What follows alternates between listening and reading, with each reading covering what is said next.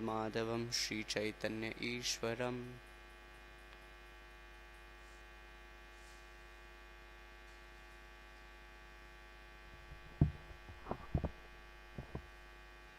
Dushkramam karma kritva lokapalair api prabho ashaiti achirato rajan yasya vipulam stava sudushkaram karma kritva lokapalair api prabhu ashyate achirato rajan yasho vipulam stava sudushkaram karma kritva lokapalairapi prabhu ashyato achirato rajan yasya vipulam stava sudushkaram karma kritva lokapalairapi prabhu aishate achirato rajan yasho vipulam stava. Would anyone like to repeat?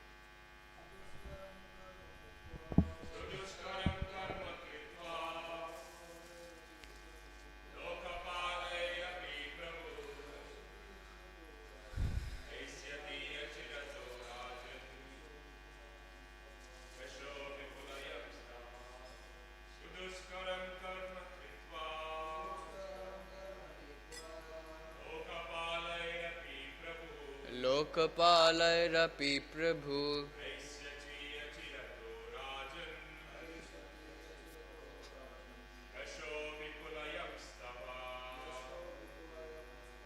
sudushkaram, impossible to perform, karma, work, kritva, after performing, lokapalai, by great personalities, api, even, prabho, quite competent, ashyati, will come back, achirata, without delay, rajan, my dear king, yasha, reputation, vipulayan, causing to become great, tava, yours.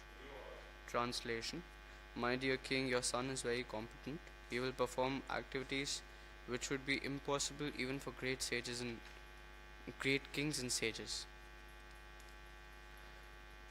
Successful in our attempts to go back to Godhead, we must seriously act according to the instruction. Oh, sorry, I'm reading the wrong.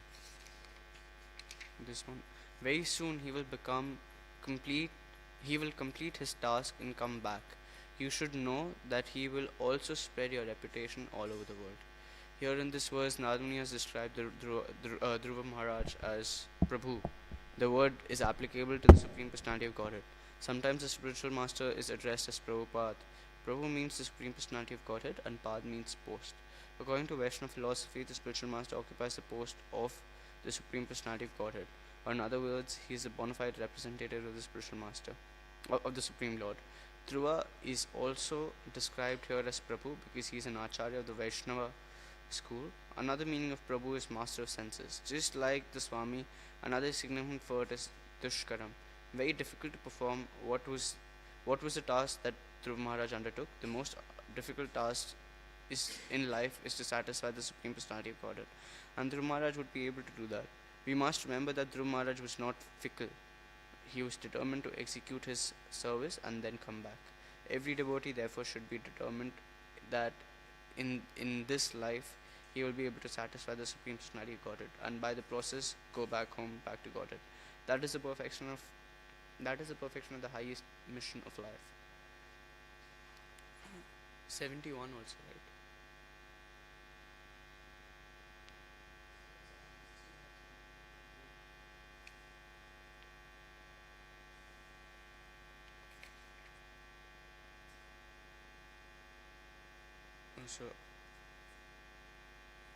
So I was supposed to read the purport for 16:9 and 70. The great sage Narad replied, "My dear king, please do not be grieved about your son. He is well protected by the Supreme Personality of Godhead. Although you have no actual information of his influence, his reputation is already spread all over the world. Sometimes when we hear that great sages and devotees go to the forest and engage themselves in devotional service or meditation, we become surprised. How can one live in the forest and not be taken care of by anyone? By the answer given by a great authority Narad Muni is that such persons are well protected by the Supreme Personality of Godhead. Sharanagati or surrender means acceptance or firm belief that whatever the surrendered soul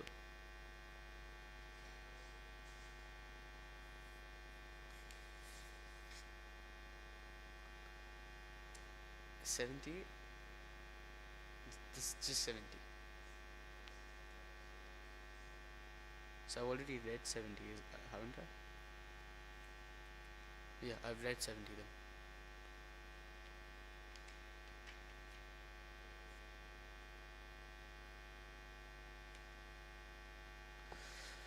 The great Maitreya continued, the king Uttanapad, after being advised by Narad Muni, practically gave up all duties in relation with his kingdom, which was very vast and wide, opulent like the goddess of fortune, and he simply began to think of his son Dhruva. Sorry, sorry for the confusion, friend. So, today we see this verse where we see that Maharaj Uttanapad is very much aggrieved by knowingly or unknowingly whatever suffering he has caused to his son. We know Uttanapad Maharaj was given the charge of the entire world by his great grandfather, his father. He's the successor. So we can understand that he was not a mortal being, or he was not just an ordinary person. He was a person with great spiritual and mental power and intelligence. And we see that even though people might do some mistakes, but it is very important to rectify your mistakes, and it is very important for the other person to forgive you for the mistake you've done. And this leads us to a very important topic which we need to focus on as devotees and as an organization ISKCON.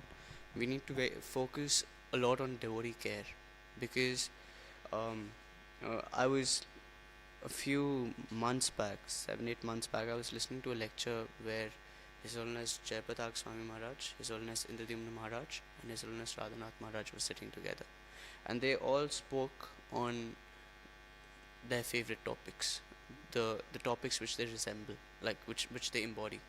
And His Holiness Radhanath Maharaj said something very nice. He said that it is very rare that you will find someone who has left ISKCON as a movement, or who has left Bhakti because they found a higher philosophy elsewhere. But it is very common for you to find people who've left ISKCON because they felt that they weren't being taken care of, or they weren't feeling loved or cared for in the organization, in the movement. And a very humorous story in Chowpatty, they always say that there was once a person who was coming to the temple for 15 years, and all the devotees, they were just thinking, when will this guy actually become a devotee? And one person just approached him and asked him, why don't you've been coming to the temple for 15 years, why don't you just become a devotee now? It's been a while. So he said, I see you guys, I see your dealings with devotees, and I see your dealings with non-devotees. So when a newcomer is there, you treat them with a lot of respect. But when that newcomer becomes a devotee, no one cares for him. So that day I decided that always be a newcomer, never become a devotee. So with these instances, we realize that as an organization, as an individual, something we really miss on is having love and having care for the devotees. And isn't that the whole bhakti movement? Isn't that the whole Hare Krishna tradition is about? You serve the Lord. Obviously, you say in Shikshashtakam Ashishava Padratam Pinashtumam Adarshana Marma Hatam Karotuva Yata Tada Vidatu Valampato Mat Prananathasta Sadevana Para. We say that. But do we not want the Lord to reciprocate with our prayers? Do we not want the Lord to reciprocate with our chanting, purify us, or whatever a person is worshipping the Supreme Lord for, even if it's Kevalya Bhakti? Do we not want that, okay, if I'm following the regulative principles, if I'm going to Dham for parikrama, I want some credit. I want some credit, even if that credit is serving the lotus feet of Srimati Radharani and Krishna. But we want the Lord to reciprocate with us. But what happens to us when it comes to us as reciprocating with the devotees? We just forget about that a lot of times, and it's not something which we do um, mindfully, but oftentimes because there's a very famous verse that, and even in English they say, familiarity breeds contempt. Is that the phrase? So we should very much take care of our dealings with devotees. There's a very nice pastime of His Holiness Jayapadak Swami Maharaj. The so in the in Hyderabad they wanted a land for the temple, and in Hyderabad the devotees, they were um, falsely in transcendental position that, we are beyond everything, we are beyond police, we are beyond the local government, we can do whatever we want, and they started doing nuisance over there, and a few devotees, they didn't take care of anything, and the police inspector over there, he really got on to a bad uh, on a wrong foot with these devotees, and he decided that this land will be given to anyone but the Hare Krishnas. So they weren't getting the land, and because devotees, they were just taking things lightly, and they were just doing things according to their own whims and fancies. So His Holiness Jayapatak Maharaj, when he got to know about this, bro, you're his disciple. If I'm saying anything wrong, then please correct me there and then. So um, when he got to know about it, he went to Hyderabad, and he, with humility, with what an actual devotee is, he, with all his humility and all his surrender, he spoke to the police inspector. He requested him, and that really changed the impression of the Hare Krishnas on the mind of in the mind of that police inspector. I didn't want to say that out, but yes, he did. So, um, so Maharaj really converted him to say that, to say it that way, and that really transformed the heart of that person, and ultimately the Hare Krishnas got the land. But we must take, and Jayapatak Maharaj is known for his devotee care. He took inspiration from when he got to know that Bhakti Siddhanta Saraswati Thakur Prabhupada would have 10,000 disciples, 10,000 people for Navadvip Parikrama. He said he thought we should do the same, and 10,000 is the number we've crossed long back, but we've got so many devotees from Maharaj's Navadvip Yatra, and each and every detail Maharaj takes care of. In the night, they have 7 main groups, more than 10,000 people, 7 groups, and in the night Maharaj goes to each tent, and each person's tent, and asks him if everything is good. Do they have a sleeping bag? If not, Maharaj gives them one. Do we have Odomos? Do we have all the things taken care of? Each and every tap in Navadvip, Maharaj, when he was obviously able to walk and he was in good health, he would go and see if the water is coming. He would look into the specifics and the details of each and everything. His Holiness Radhanath Maharaj has a very famous quote: "Attention to detail is a symbol of love." So he would take care of every little thing he could. And someone asked Jayapatak Maharaj if there would be one thing if there's one thing you want to teach your disciples, what it would be. So some people were thinking, oh, this must be Radha Krishna's Ashtakalya Leela. Maharaj would say that, all my disciples should know Mahaprabhu's Ashtakalya Leela or Ujjwal Neelmani, but it was not nothing esoteric like that. Maharaj said, I would just want to teach my disciples how to deal with others. That is the only thing I want to teach my disciples, because that is very important.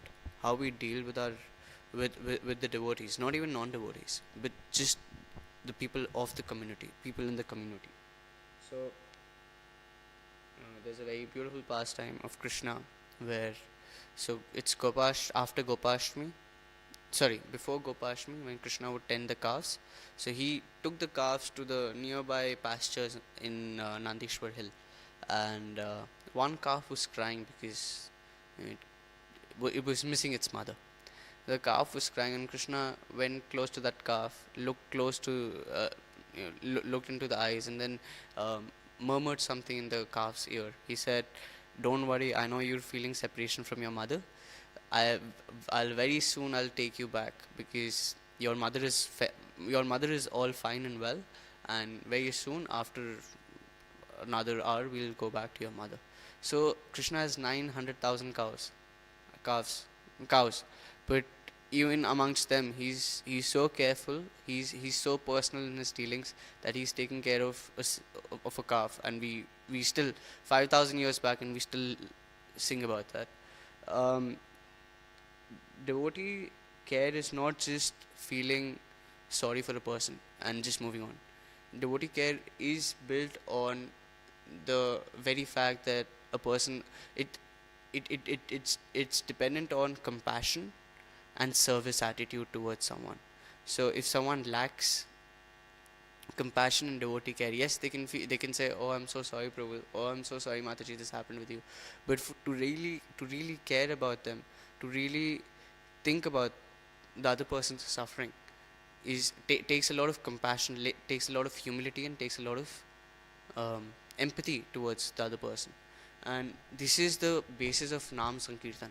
When Nityananda Prabhu goes to the um, goes to the houses in Godruma, he doesn't think that, I just have to convert everyone.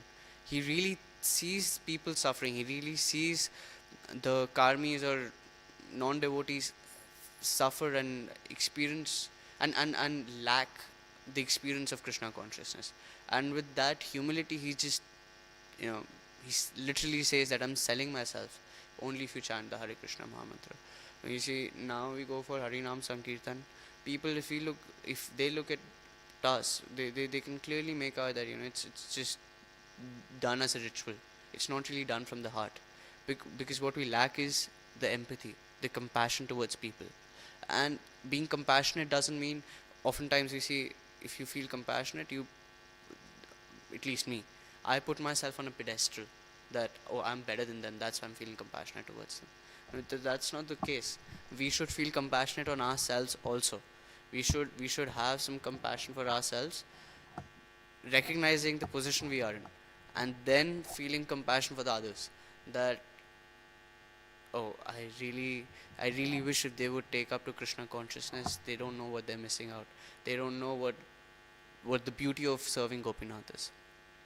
And there are some pastimes of very, very, very beautiful Acharya in our Sampradaya, His Holiness Bhakti Tirtha Swami Maharaj, who was preaching in the communist countries in Eastern Europe at that time, and he would write letters to Srila Prabhupada. This lecture, this story has been told by His Holiness Radhanath Swami Maharaj, and so he would write these letters, and Tamal Krishna Maharaj and Bhakti Charu Maharaj would read them out to Prabhupada, and Prabhupada would really be very happy.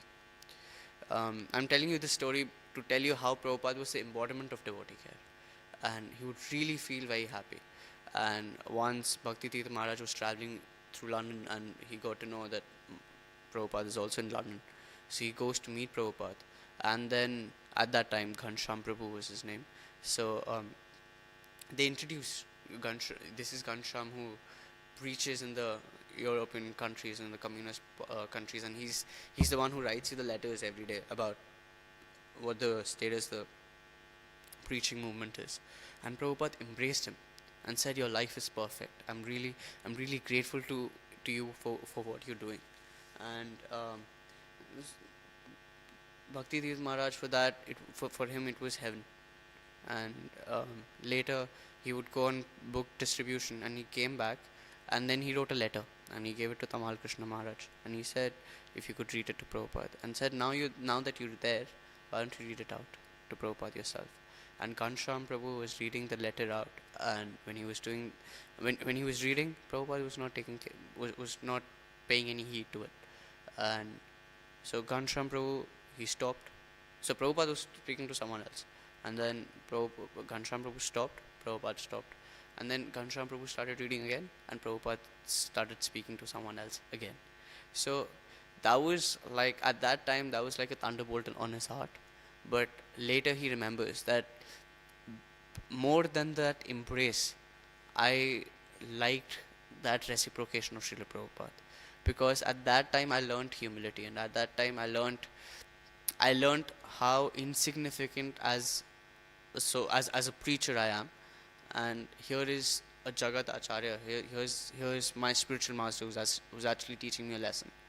I wouldn't suggest us to have reciprocations with devotees like that, obviously, because we're not as elevated as Srila Prabhupada. But at the same time, we also should understand that, if a devotee, if a person has come to us with some expectations, it as a devotee, it should be our prime most importance. Mad bhaktya puja adhika. Worship my devotees more than me. So sometimes when there's a great personality, when there's a very famous kirtanya who's coming, we are flocking around them like honeybees. But what about the devotee we cultivated 5 months back? What about the person whom we promised that, oh, if you come to Hare Krishna, if you come to Krishna consciousness, you promise the world to them. I mean, when I've preached to whoever I've promised them the world, that you get the best food ever, you get the best people to associate with associate ever. And then you see 5 7 7 months back, he's sitting there alone eating, no one to take care of him. Why? Because now that he's actually heard your advice, he's pondered upon it, and he's implemented on it, you've forgotten about that person. That thing, after some time, that devotee will just bloop away, if he doesn't get the rasa of Krishna consciousness. So in that sense, when Maharaj said that, the devotees might go away because they don't feel cared or loved for, that is what really struck my mind, because I've seen that happen. People go to some other organization, or people just they just lose interest in Krishna consciousness, because what they were promised was not what they received. And so just a very beautiful pastime. And this was the only interaction of Radhanath Maharaj with Prabhupada. So His Holiness Radhanath Maharaj was in New Vrindavan at that time. He was a brahmachari, and he would make sandesh. He would make 50 types of sandesh, and he would make the best sandesh in the entire world. And he would make sandesh for Srila Prabhupada when he got to know that Srila Prabhupada is coming. So he made a tray of 50 types of sandesh, types, not 50 sandesh, types of sandesh, and he gave it to the Prabhupada's servants when they were going to receive Srila Prabhupada to the airport. And they came back, and when Prabhupada ate that sandesh, he said, "Who made this sandesh?" And they said, "One brahmachari, Radhanath, made." And so Prabhupada said, "This is the best sandesh I've ever had. You should train all your brahmacharis to become like this Radhanath." And then Maharaj wouldn't sleep, because what Maharaj would do practically the entire day, he would worship the deities, because he was the only pujari then. And New Vrindavan is a very austere, was at least a very austere place to live in. And in the night, Maharaj would just make sandesh. So he would need, and so it was one person was actually sent to Radhanath Maharaj just to see how he makes. And that person was zapped to say that Maharaj literally needs the dough, the chena, the entire night, literally the entire night, to make the sandesh. And so the next day, so he made the sandesh for Srila Prabhupada, and Prabhupada really appreciated it. Later, Radhanath Maharaj came to meet Srila Prabhupada, and one senior disciple of Srila Prabhupada introduced that this is the brahmachari who makes the wonderful sandesh you really relish. And Prabhupada said, "And who makes the samosas?" And Radhanath Maharaj in his lecture, he said that was he really loved it, because his only interaction with Prabhupada about sandesh, and that too about sandesh, and Prabhupada is really teaching them to what humility is, what how to have that attitude of being an insignificant servant of your Guru Maharaj, of the devotees. Because sometimes if Prabhupada would have, it's not that Prabhupada doesn't appreciate. Prabhupada really appreciates. Prabhupada was traveling around the world because he cared about the devotees, because he had concern about the devotees. But at the same time, he also wanted to teach these great personalities that the that it's very important to feel that I'm not the doer. Karta aham iti manyate. You're not the doer. It's Krishna who actually makes you do this. And a very beautiful thing which Maharaj also says is that when you give something, you should give it in such a way that you give it from your right hand and the left hand shouldn't know. This is also a very great teaching we can take, that sometimes we think that, oh, I am the doer, or I did this, or I'm reciprocating with that devotee so nicely, I'm doing devotee care to that person. But that is that is not something you are doing, that is something you're supposed to do. So we shouldn't take pride in doing our service nicely when we reciprocate with devotees. And his known as Gopal Krishna Maharaj. He has a very he would speak to his disciples and he would say, "It's been very long that you've come as a guest to this temple. Now you should try to become a member of this temple." So when someone walks through the doors of the Radha Gopinath temple, we should not act as a guest. We should not act as a person who's also visiting the temple. We should act as a member of the temple and make sure that the person has a good experience. That is the primemost service. I could be dressed in a very beautiful kurta. I could be dressed in a very beautiful, very traditional bagalbandi and very nice pashmina shawl and very nice dhoti. But a person wouldn't, when a person would go out of the temple, he wouldn't think, oh, that person was dressed very nicely. That person was wearing a very, very long tilak. But what that person would remember would be how that person reciprocated with me, how that person made me feel important. So we see Uttanapad Maharaj, he did something wrong. He felt, he realized his mistake and he's lamenting for it. He forgot about devotee care and he did a mistake and he's accepting, he's acknowledging it. And now he wants to rectify. That is why it's said that Uttanapad, after being advised by Narad Muni, practically gave up all duties in relation with his kingdom, which was very vast and wide, opulent with the goddess of fortune. And he simply began to think of his son Dhruva. Other thing is, very important thing is repentance. If we do any mistake, we should feel repentance. Oftentimes we see devotees, when they describing the Govardhan pastime, they are criticizing Indra like anything. But we see Indra was so careful after he did this mistake.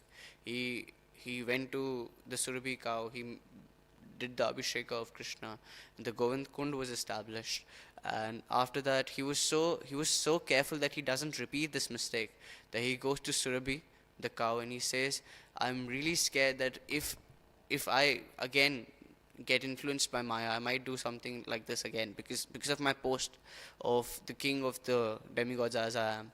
And then Surabhi says that, very soon in Navadvip Mahaprabhu is about to appear.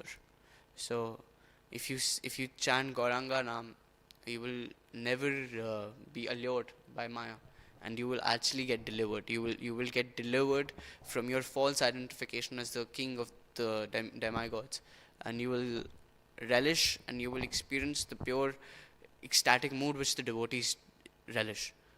Am I going astray? So, and then Surabhi and Indra, they go to Mayapur Navdeep Mandal and they are immersing themselves in the glories of Mahaprabhu. So we see, although Indra made some mistakes in his previous dealings with the Supreme Lord, but later on he was so careful not to do this again. So another thing is repentance, and another thing is, if we do have some ill interactions with some devotees, we should immediately apologize and we should immediately try to rectify what went wrong. with our dealings with the devotees.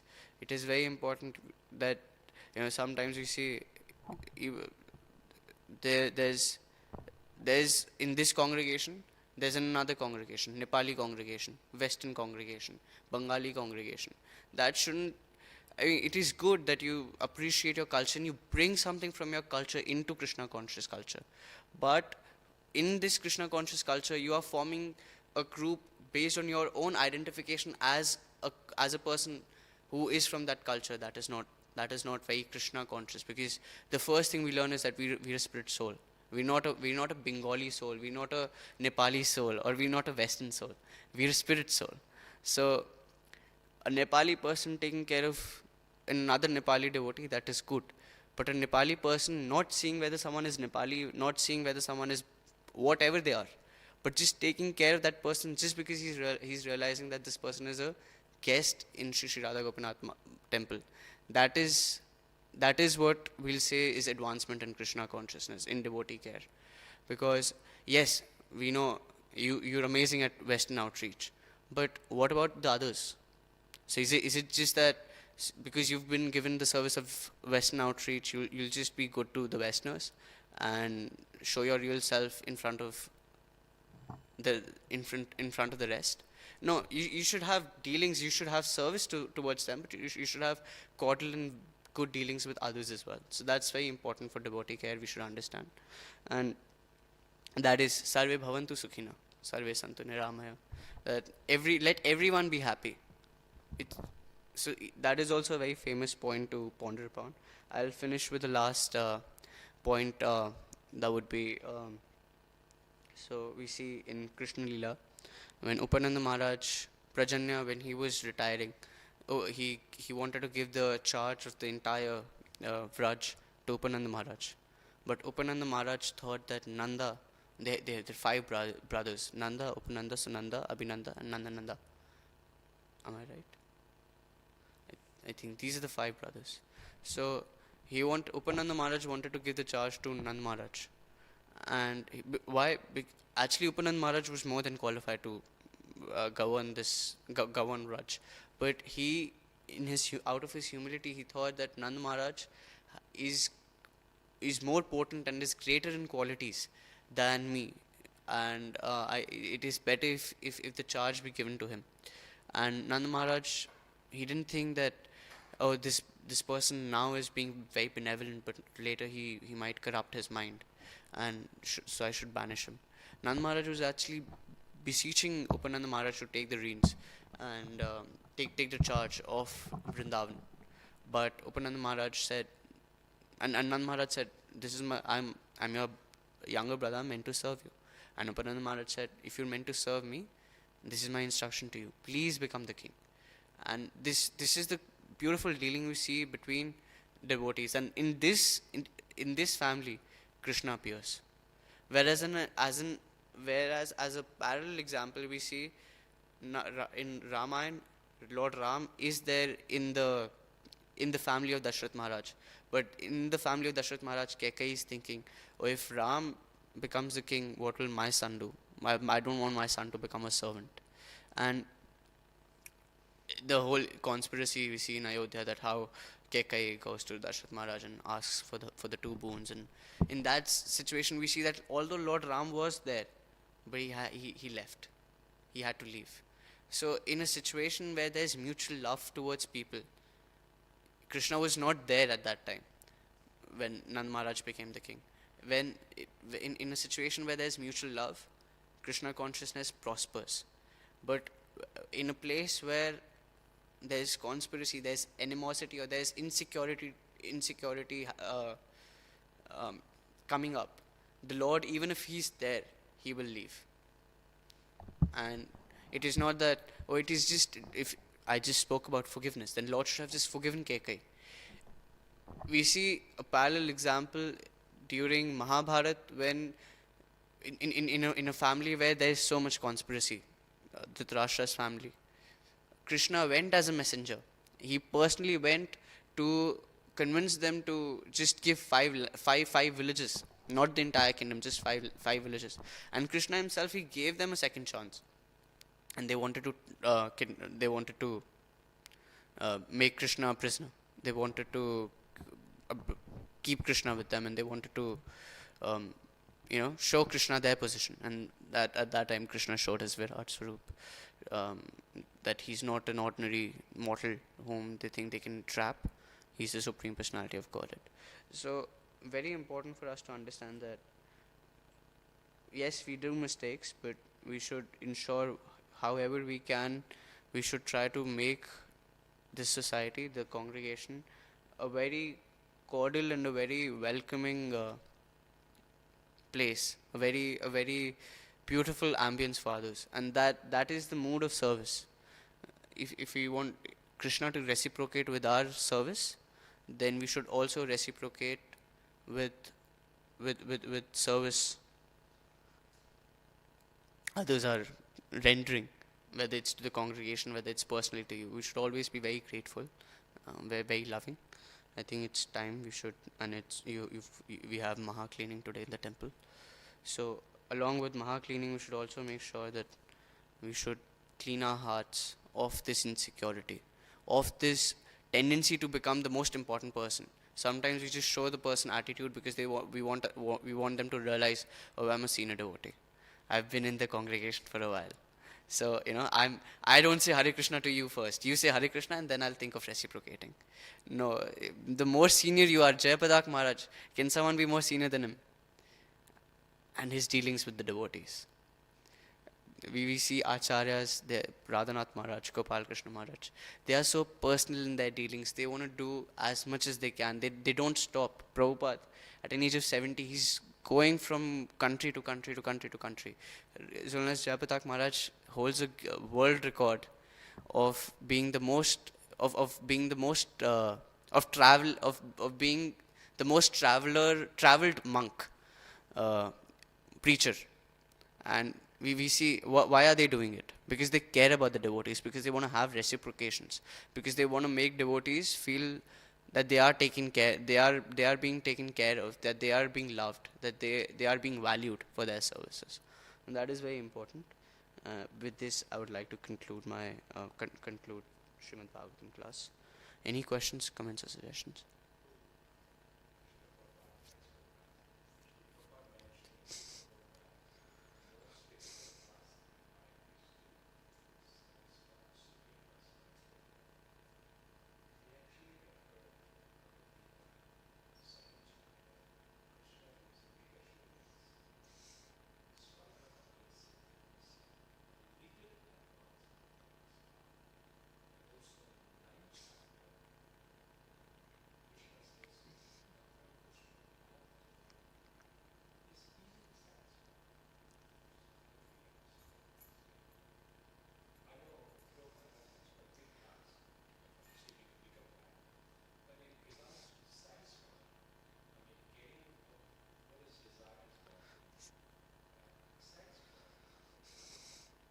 So this verse, Svalpamasya dharma satrayato mahato bhayat. Krishna is saying that pleasing me is very easy.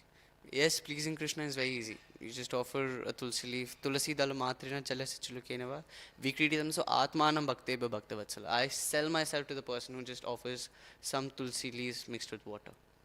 But at the same time, there's this story where Bhakti Siddhanta Saraswati Thakur Prabhupada, in his ashram, a person comes and Prabhupada says you can do two services. One is you can serve the Shaligram Shilas on the altar, or you can wash the utensils of the devotees. You can serve devotees. You've got two opportunities. If I would have been asked to go to Radha Gopinath's altar or to serve brahmacharis, without a doubt I would say I want to go inside the altar.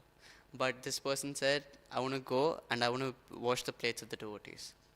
So Bhakti Siddhanta Saraswati Prabhupada said, why? You don't want to serve the deities? So he said, there are a lot of opportunities to please Krishna, but pleasing Krishna's devotees is rare. So pleasing Krishna, it is very easy. Svalpamasya dharma satrayato mahatopayat. Just by leave, Krishna is pleased. And you do whatever, however you dress the deities, they don't give feedback. They won't say, oh, you did not tuck my dhoti this way. They'll have the same smiling face. But when you are dancing with devotees and you do this, and the devotee looks at you like this, they give you a feedback. So pleasing Krishna is difficult, is very easy, but pleasing Krishna by pleasing the devotees is harder, and that is being a devotee. When we say we want to be in this congregation, Sankirtan, it is not Kirtan, it is Sankirtan. So when you want to do, and you can't do Kirtan all alone. You can, but it sounds better when you do it in a group. So pleasing Krishna's devotees is harder, and that is the real goal, being a devotee of Krishna. Because we see Dhruv Maharaj right now, he's doing austerities, but it is not the austerities of Dhruv Maharaj and austerities of Hiranyaksha and Hiranyakashipu are different. Because Hiranyakashipu also did austerities. He was also able to access this higher power, but there was no transformation of hearts. In Bhagavatam, he was also getting the Ashta Tamsik Vikar, but there were no transformations in his personality. When he went back to his kingdom, his animosity towards the Lord increased. Yeah, and that is what I'm saying. So pleasing God is not very difficult. See, people say, I want to see Krishna. Even Duryodhan saw Krishna, but no transformation happened. But at the same time, Dhruv Maharaj right now he's doing austerities. When he goes back, he's a transformed person. Kanchan Vichanun Api Devi Ratnam Swami Kritatosmi Varam Nayacha. I was looking for the broken pieces of glass and I found the greatest diamond. So his whole consciousness changed. And then he has such beautiful dealings. He's not having animosity towards his mother, Suniti or Suruchi or Uttanapad. Or Uttama. When Uttama gets killed by a yaksha, Dhruv Maharaj charges towards yakshas and he vanquishes and he fights like anything with the yakshas in the later chapters. So the whole consciousness of Dhruv Maharaj changes. Why? Because now he has realized what being a devotee is. Again, taking care of devotees, serving devotees. He's realized that. So being a devotee, pleasing Krishna is very easy, but becoming a devotee is difficult. A person who does a donation, just a karmi person, if he does a donation for the temple, or if he sponsors the Sunday feast, Krishna will obviously he'll be happy because he's trying to serve, he's trying to make some spiritual advancement. But a person who's ready to give up his activities, his previous activities, and take up Krishna conscious activities, starting to become a devotee, that is difficult, and that requires practice. So that's, I think, in my understanding, that's what Prabhupada is saying. Being Krishna consciousness, pleasing Krishna is very difficult in that way. Because pleasing Krishna means giving up your own conceptions and ideologies of life. Now you have to have Krishna conscious perceptions towards life. When you speak to a karmi, the way they speak and the way you think, even if you are a very elementary devotee, there's a very big difference. Sometimes when I am with my karmi friends, when they listen to that music, their music, I remember dancing to that music, I remember listening to that music, but I don't really like that music anymore. I'd rather listen to Naru Gopal Prabhu's Kirtan or Amal Harinam Prabhu's Kirtan. I prefer that. So what happens is, I'm a very elementary level beginner in Krishna consciousness. But what happens is that our whole ideology of life changes. Our whole conception of seeing life changes, and that is what is advancing in Krishna consciousness. That is initially difficult, because I remember tossing between the Karmi songs and the Hare Krishna songs, and Karmi songs and Hare Krishna songs, and then later gradually you just like Kirtan and then no Karmi songs. So that way it is difficult. It is difficult to become a devotee, but it is easy to please Krishna. Krishna is always happy. You can't displease Krishna. You don't have Hiranyaksha and Hiranyakashipu don't have that audacity that they can displease Krishna. Narsimhadev came because he wanted to have reciprocations with his devotee Prahlad. It was not that he was Hiranyakashipu had such tremendous powers that he could make the Lord angry. The Lord is Aptakam. He's always happy. So he's satisfied. But satisfying the Lord by being a devotee is difficult. Does that somehow answer your question? We've gone over time. We should stop here. Grantraj Srimad Bhagavatam ki jai. Jagat Guru Shil Prabhupada ki jai. Samaved Bhakta Vrinda ki jai.